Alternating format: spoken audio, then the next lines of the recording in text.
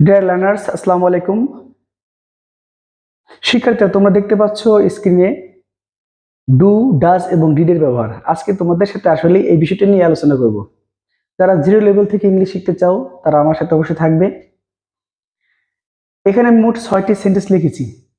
3টা আছে অ্যাফার্মেটিভে এবং আর 3টা আছে ইন্ট্রিগেটিভে।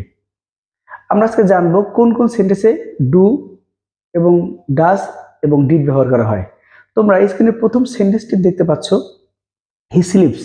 এই সেন্টেন্সটির মধ্যে সাবজেক্ট হলো হি, স্লিপ হচ্ছে ভার্ব, এস বা এস যোগ করা আছে। যেহেতু হি বা she third person singular number, সেক্ষেত্রে তুমি এস বা এস যোগ করবে।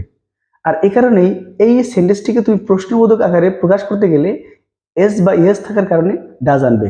তাহলে ডাজ হি স্লিপ,